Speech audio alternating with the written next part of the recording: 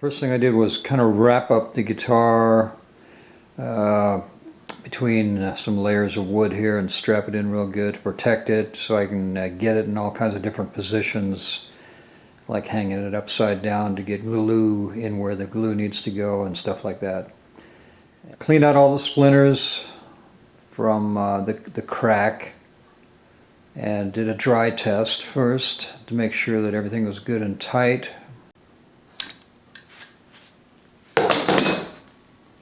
I made an arched block that's going to put pressure. There's a little piece of leather where it clamps onto the guitar, and that was where the split was, to try to get that down as tight as possible, like that. And it's come together real nice. I'm going to have to put in some splines to reinforce it, because I can't take a chance on taking this to a gig and having it pop on me. So I've been on YouTube and found some real good stuff there. Here is a neck surgery jig, basically, and the reason this is designed, for anyone that's ever worked on guitars, they know that this type of breakage is unfortunately very common.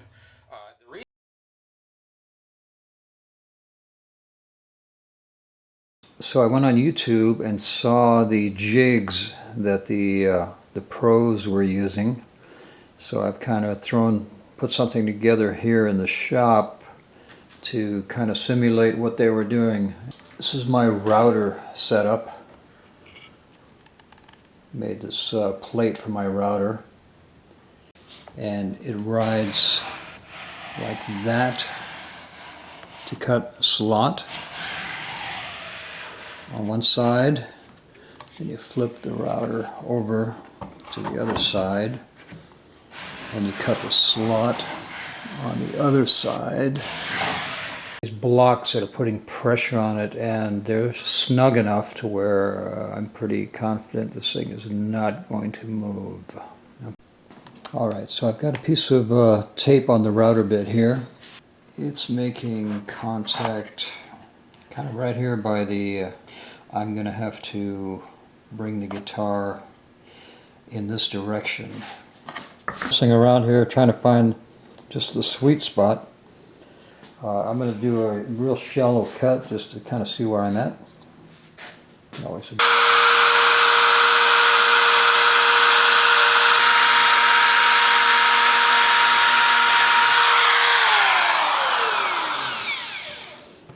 It's kind of scary. You only get one shot at this, so I'm going to take it real slow.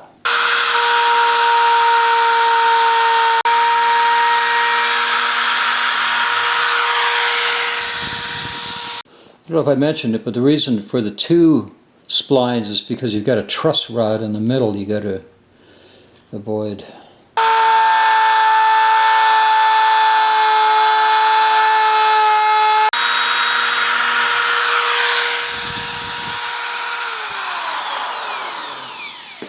I don't want to go any deeper. It looks like I might be looking at a little fretboard there, so I think I'm maxed out. Now I flip the router around and do the other side.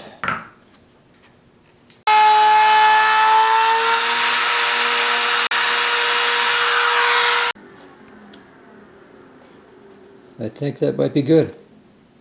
Now I got to figure out how to make the splines that go in there. That's 1/4 inch. So I need to get as close as possible to whatever that arc happens to be. I'm going to transfer that over to a piece of wood.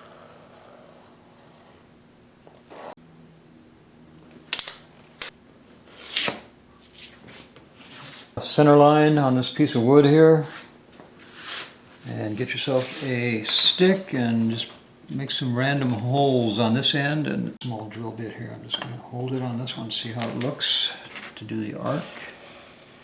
Actually looks pretty close. I'm going to just shorten that a little bit. Alright, so I'm going to use this as a router guide, and I'm going to take this distance here, 15 3/4, and I'm going to make a router plate for my little router.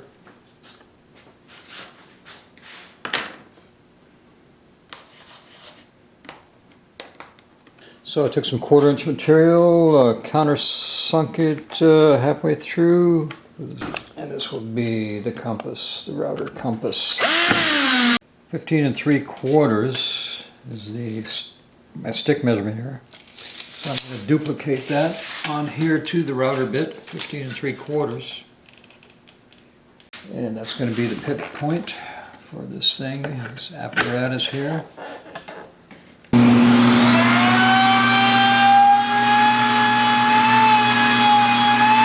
So good, let's see how it lines up with the contour gauge here.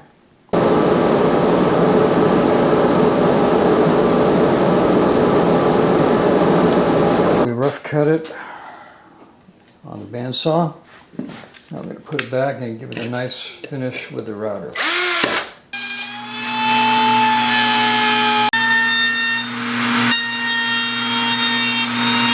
It's a little too dangerous for the table saw.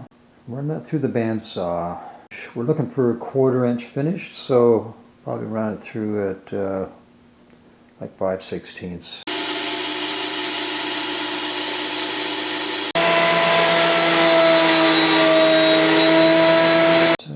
Nice fit once the glue gets in there.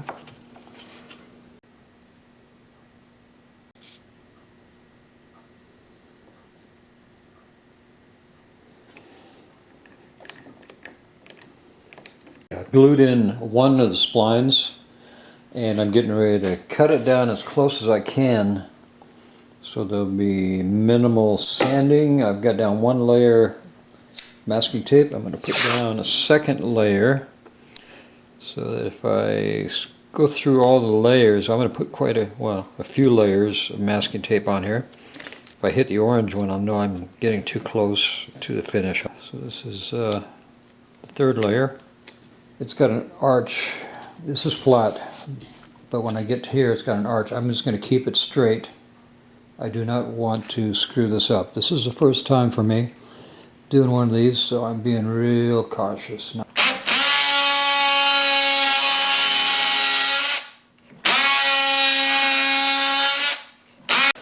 So far so good. That's the rough cut.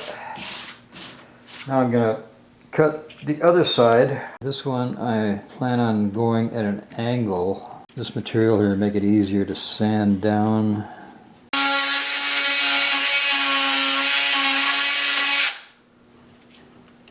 Alright, I'm going to leave it right there. I'm going to pull up the tape and have a look. That's within sanding range, I believe. Okay, now it's time to glue in the next one, now that we've got room to work on the other one.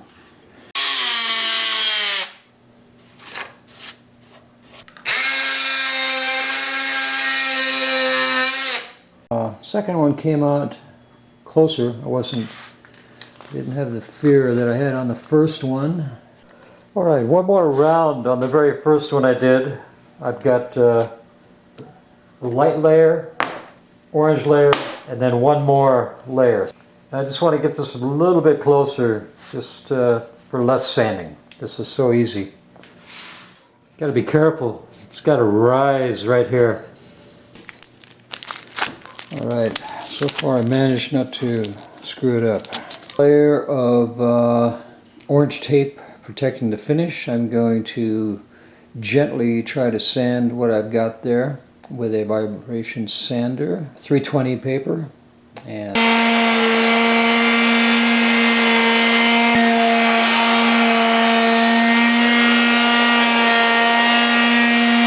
I've worn through the tape in a few spots here. I think not too deep. So this is after paint thinner cleanup. I'm gonna have to sand the rest by hand. And I think that was I'm glad I had that. I'd much rather have that, because that taught me that no matter how easy it looks on the screen, it's a job. Because I had cerebral palsy, I didn't know and they were wonderful about making sure that Sanded this thing with just a small block, a little 1/8 inch piece of ply that I had, and some sandpaper. I've carefully sanded, just kind of going over into the finish without hopefully going through the finish. I'm going to wipe it with a little paint thinner, see what it looks like, if it gets a clear, when it gets a clear finish on it. I have mixed up some stain with some colorant in it, and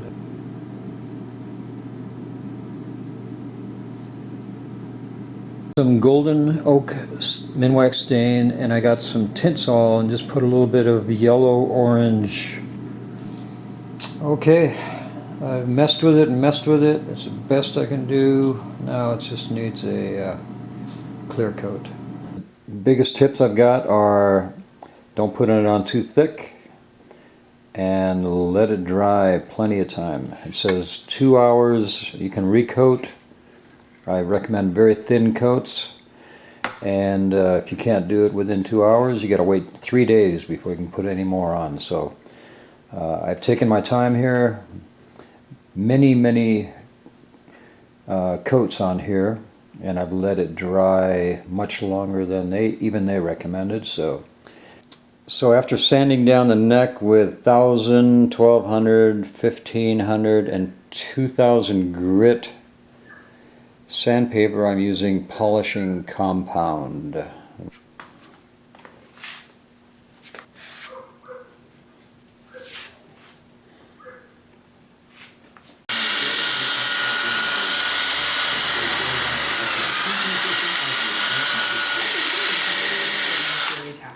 I'm pleased with the results of the polishing compound there. It seemed to do the trick, and so far so good.